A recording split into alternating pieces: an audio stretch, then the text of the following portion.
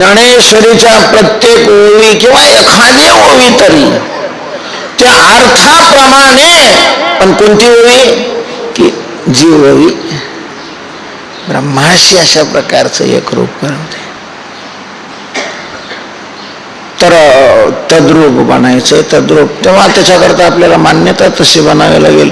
आणि या ठिकाणी सगळ्यांना सुख हवंय, त्या सुखाविषयीची मान्यता ज्ञानोबाऱ्याने सांगितलेली आहे. सुख कशाला म्हणतात, सुख कशाला. अख्ख्या ज्ञानेश्वरीत मला पैसे मिळवण्याला सुख नाही म्हणलेलं. एवढं 9,000 एखादी ओवी का हरकत आहे. ज्ञानेश्वरीवर प्रवचन करून, ज्ञानेश्वरीची पारायण करून जर पैसे मिळाले तर त्याला त्याचं फल मिळाल्यासारखं वाटत आहे आम्हाला.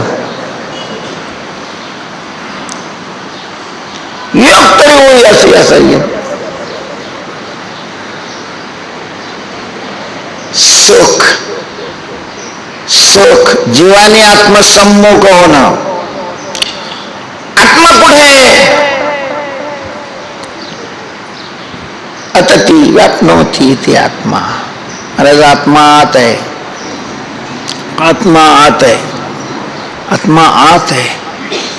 आणि जीवालाही आत्म्याशी सम्मुख व्हायचं असेल तर त्याला आत जावं लागेल.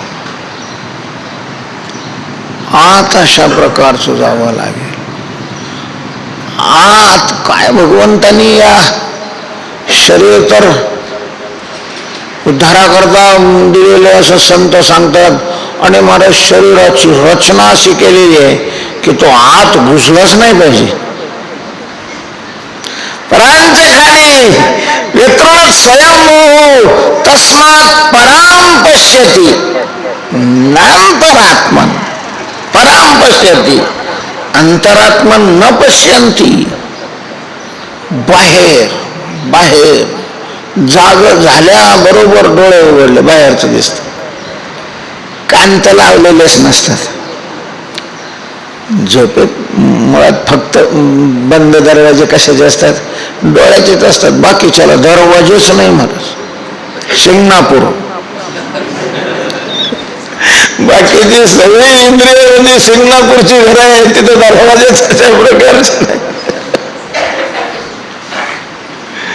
मी फक्त दरवाजे नाही एवढ्या करता सिंगणापूरचं नाव घेतलंय, बाकीच्या कशा करता नाही. रिकामा विनाकारण दुसरं काही डोक्यात आणू नका.